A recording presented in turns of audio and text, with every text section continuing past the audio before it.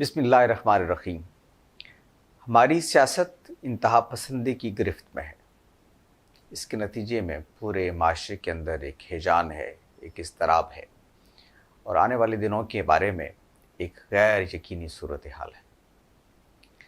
سیاسی عمل ایک معمول کا عمل ہے۔ ساری دنیا میں سیاسی اختلافات بھی ہوتے ہیں، پولیٹیکل پارٹیز بھی ہوتے ہیں، انتخابات بھی ہوتے ہیں، انتخابات کے لیے مطالبات بھی ہوتے ہیں۔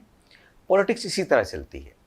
یہ بنیادی چیزیں کچھ ایسی نہیں ہیں جو ہمارے ساتھ خاص ہیں یا کوئی اجنبی ہیں تاریخ کے اندر، اور پہلی دفعہ ہمارے ساتھ سب کچھ ہوتا جا رہا ہے۔ لیکن اس کے باوجود کہ ایک معمول کی چیز ہے، ہمارے یہاں ایک غیر معمولی چیز بن چکی ہے۔ ہمارے رویے اس قدر انتہا پسندانہ ہو گئے ہیں، ایک دوسرے کے بارے میں ہمارے جذبات اتنے کشیدہ ہو گئے ہیں اور تعلقات اتنے کشیدہ ہو گئے ہیں کہ اب بڑی مشکل ہو گئی ہے سیاست پر بات کرنا۔ یہ کیفیت میں بھی محسوس کرتا ہوں، آپ بھی محسوس کرتے ہیں کہ سیاست کی وجہ سے لوگوں کے اندر، لوگوں کے درمیان فاصلوں میں ایک اضافہ ہوتا چلا جا رہا ہے۔ قریب ترین رشتہ دار، ایون اہل خانہ ایک دوسرے کے ساتھ بیٹھنے سے گریزاں ہیں، اور اگر بیٹھ جائیں تو بہت کانشیس رہتے ہیں کہ کہیں سیاست پر کوئی بات نہ کریں۔ وجہ یہ ہے کہ سیاست میں جب بھی بات ہوتی ہے وہ کہیں درمیان میں، کہیں اعتدال کے ساتھ،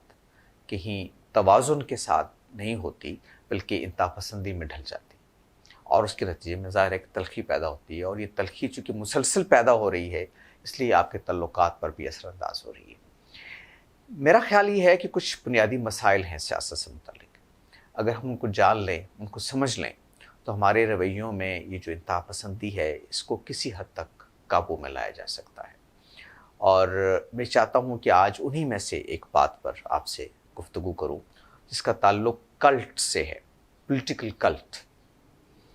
یہ کیا ہوتا ہے، یہ کیسے بنتا ہے؟ میں چاہتا ہوں کہ اس پہ بات ہو تاکہ ہم یہ سمجھیں کہ کہیں ایسا تو نہیں کہ ہم اپنے سیاسی رویوں میں کسی کلٹ کا شکار ہوتے چلے جا رہے ہیں اور ہم ایک غیر معمولی یا ایک اب نارمل پولیٹیکل بیہیویئر کی طرف جا رہے ہیں۔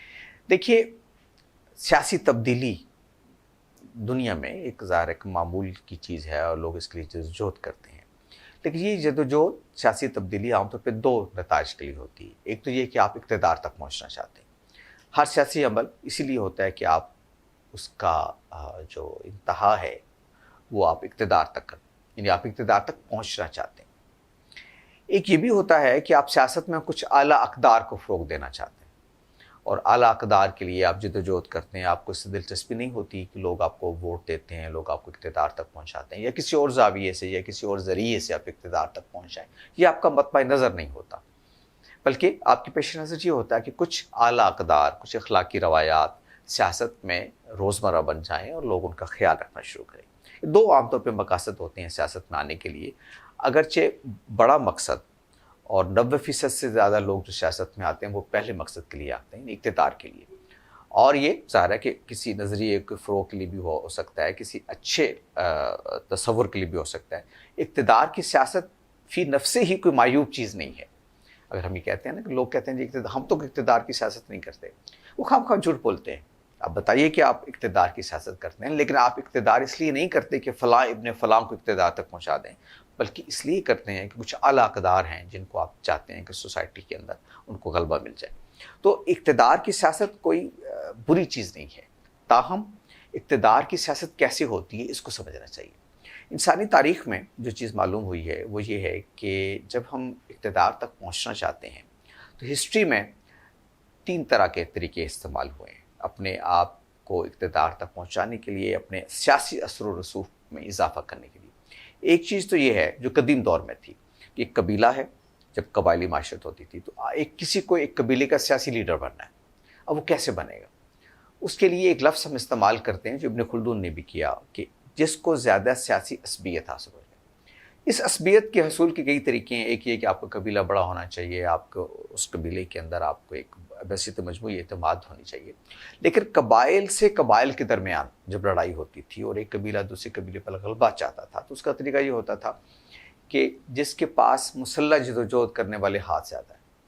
جس کے پاس لڑائی کرنے والے ہاتھ زیادہ ہیں، تو وہ اقتدار پر قبضہ کر لیتا تھا یا دوسرے پر غالب آ جاتا تھا۔ بعد میں جب سلطنتیں قائم ہوئیں، امپائرز کھڑی ہوئیں، تو انہوں نے بھی اسی اصول پر اپنا اقتدار دنیا میں ایک جگہ سے دوسری جگہ تک پھیلایا. مثلاً ہم سکندر کی بات کرتے ہیں، سکندر اعظم اس کو کہتے ہیں. تو سکندر اعظم کس بنیاد پر سکندر بنا تھا؟ مسلح جدوجہد کی بنیاد پر. فوج لے کے چڑھ دوڑا دنیا میں، جو ملک اس کے آیا اس کو وہ تاراج کرتا چلا گیا. تیمور کیوں جو آیا تاراج کرتا چلا رہا. بابر، ہم اگر بڑی مغل ڈائنسٹی کا نام لیتے ہیں، کیسے آیا؟ ایسے ہی علاقے کے علاقے فتح کرتا چلا گیا.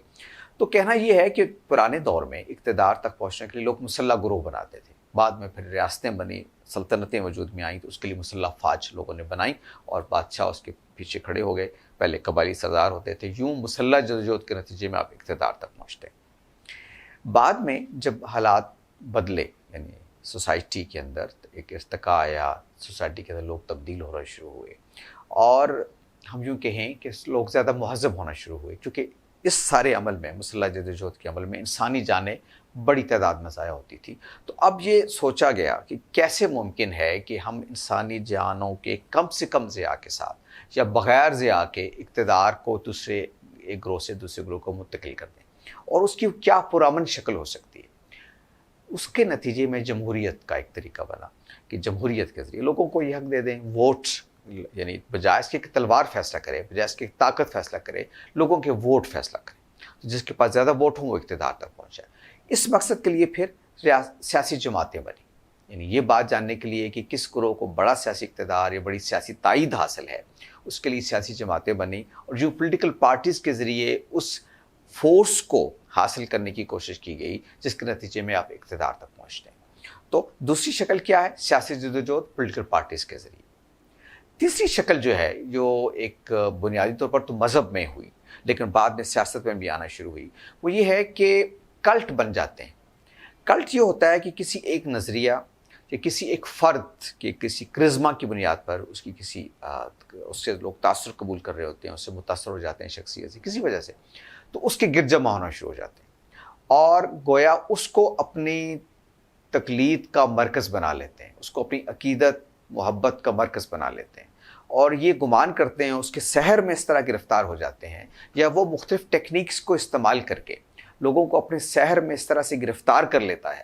کہ لوگ اب اس کی بات کو ہی حق سمجھتے ہیں، اس کی ہی بات کو درست سمجھتے ہیں اور یہ خیال کرتے ہیں کہ یہ ہمارا مسیحا ہے، یہ ہمیں نجات دلا دے گا، اور اس کے گرد ایک جمع ہونے کا ایک عمل جو ہے وہ شروع ہو جاتا ہے. مذہب میں یہ ہوتا ہے، کلٹ بنتے ہیں. جو مین سٹریم مذاہب ہیں، ریلیجنز ہیں،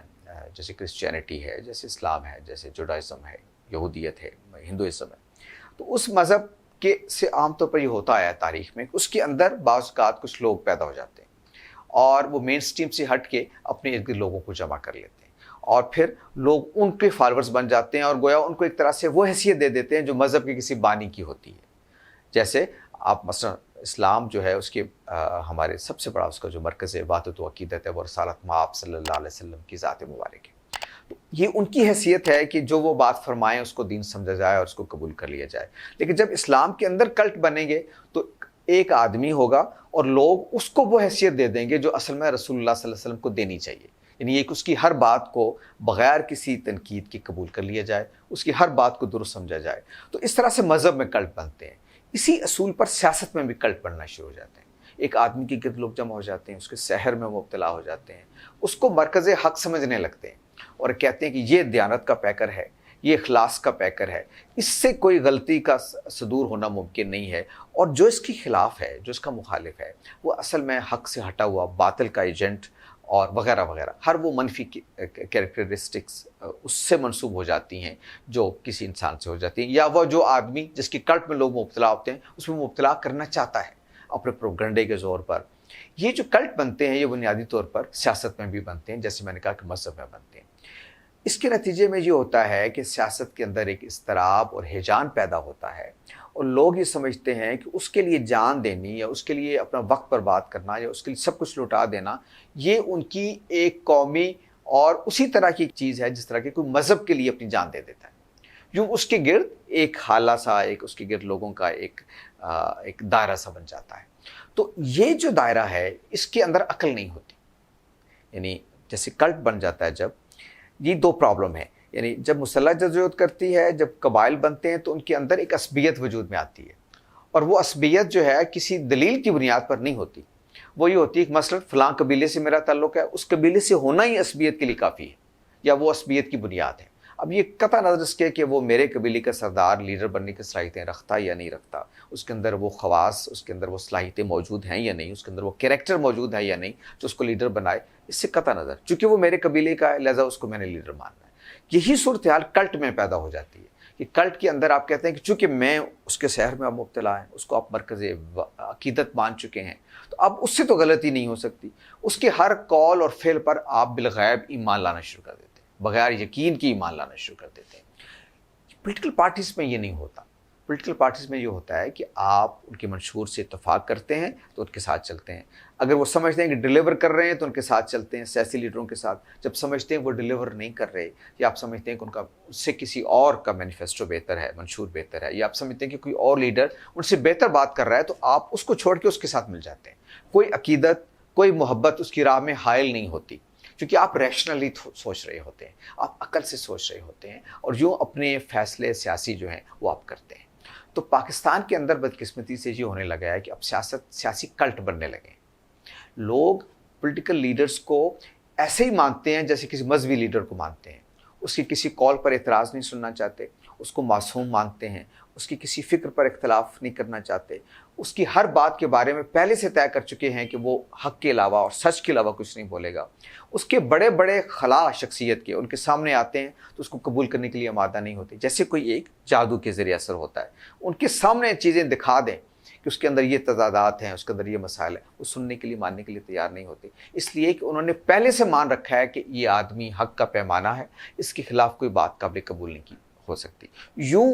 ایسے کریکٹر جب سیاست میں آتے ہیں ذرا وہ مقبول ہو جاتے ہیں ایک بڑے گروہ کے اندر، اور یوں جس طرح کے کلٹ مذہب میں ایک فساد پیدا کرتا ہے، اسی طریقے سے اس طرح کے کلٹ جب سیاست میں بنتے ہیں تو اس میں فساد پیدا کرتے ہیں، ریشنیلٹی، عقل کی بجائے جذبات کی حکمرانی کو لاتے ہیں،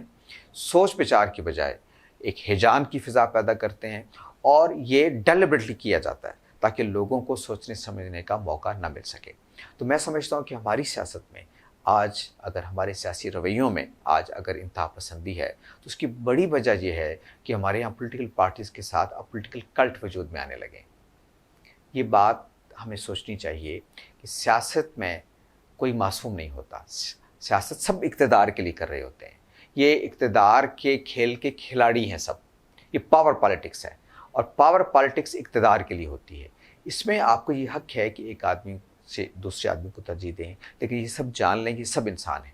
اور ترجیح کو ہمیشہ عقلی بنیادوں پر پرکھا جائے، یعنی آپ کو حق ہے کہ آپ ایک فرد پر، ایک خاتون پر، کسی مرد کو یا کسی مرد کو خاتون پر ترجیح دیں، کسی ایک لیڈر کو دوسری لیڈر پر ترجیح دیں، کسی ایک پارٹی کو دوسری پارٹی پر ترجیح دیں، لیکن یہ بات یاد رکھیں کہ نہ تو کلی حق ایک طرف ہے اور نہ کلی باطل ایک طرف ہے۔ آپ جن لوگوں کے ساتھ ہیں ممکن ان میں خوبیاں غالب ہوں، لیکن ایسا نہیں ہے کہ دوسری طرف کوئی خوبی نہیں ہے، یا آپ جن لوگوں کے خلاف ہیں وہ سب کے سب برے ہیں اور آپ کے ہاں کوئی برائی نہیں ہے جن کے پیچھے آپ چل رہے ہیں۔ ہم انسانوں کے درمیان رہتے ہیں، اس میں اچھے بھی ہیں اور برے بھی ہیں، انسانوں کے درمیان سے ہم انتخاب جب کرتے ہیں اور یہ خیال کرتے ہیں کہ دوسرے بھی انسان ہیں، تو پھر یہ ایک ریشنل اپروچ ہوتی ہے۔ اس سے یہ ہوتا ہے کہ ہماری کسی کے ساتھ وہ عقیدت اور محبت پیدا نہیں ہوتی جو اصلاً ان لوگوں کے ساتھ ہونی چاہیے کہ جو خدا کی طرف سے دنیا میں آتے ہیں اور جن کی معصومیت پر ہمیں یقین ہوتا ہے، اور اللہ بھی یہ کہتا ہے کہ وہ معصوم ہے، تو ان کے بغیر کوئی معصوم نہیں ہے، سب انسان ہیں، ان کی غلطی بھی ہے، آپ کو یہ حق حاصل ہے کہ آپ سمجھتے ہیں کہ فلاں آدمی میں وہ خوبیوں کا غلبہ ہے اس لیے آپ اس کے ساتھ ہیں، فلاں آدمی میں خامیاں زیادہ ہیں تو آپ اس لیے اس کے مخالف ہیں، لیکن یہ نہیں ہو سکتا کہ اس کی اندر خامی ہے تو خوبی کوئی نہیں، یا جس کو آپ نے مان لیا اس کے اندر خامی کوئی نہیں۔ آپ نے فیصلہ کرنا ہے عقل کی بنیاد پر کہ کس کا ساتھ دینا ہے اور کس کی مخالفت کرنی ہے، اور جب آپ عقل کی بنیاد پہ فیصلہ کرتے ہیں تو آپ یہ راستے کھلے رکھتے ہیں کہ کل اگر اس کا ساتھ چھوڑنا پڑے تو میں چھوڑ دوں گا، اس لیے کہ میں اس وجہ سے اس کے ساتھ ہوں کہ اس کے اندر دیانت ہے، لیکن کل مجھے معلوم ہوتا ہے کہ نہیں، میری غلط فہمی تھی، اس کے اندر کوئی دیانت نہیں ہے، تو میں چھوڑ دوں گا اس کو۔ تو اس سے یہ ہوتا ہے کہ سیاسی عمل پازیٹیولی آگے بڑھتا ہے، اس میں پازیٹیو ارتقا ہوتا ہے۔ تو آج اگر ہم یہ چاہتے ہیں کہ ہمارے سیاسی رویوں میں کوئی شدت نہ ہو، انتہا پسندی نہ ہو، تو اس کے لیے ضروری ہے کہ آپ ریشنلی سوچیں، اور ریشنلی سوچنے کے لیے یہ ضروری ہے کہ سیاسی کلچر سیاسی بنیاد پر مرتب ہو، اور اس میں سیاسی جماعتوں کے پاس معاملات ہوں، اور سیاسی جماعتوں سے وابستگی ان کے منشور کی بنیاد پر ہو، ان کی سیاسی کریکٹر کی بنیاد پر ہو، سیاسی تاریخ کی بنیاد پر ہو، سیاسی رویوں کی بنیاد پر ہو، لیڈرز کے کریکٹرز کی بنیاد پر ہو، نہ کہ کسی کلٹ کے ساتھ آپ شریک ہو جائیں کہ جس کے بارے میں آپ یہ گمان کریں کہ وہاں کوئی غلطی نہیں ہو سکتی۔ آپ کا بہت شکریہ۔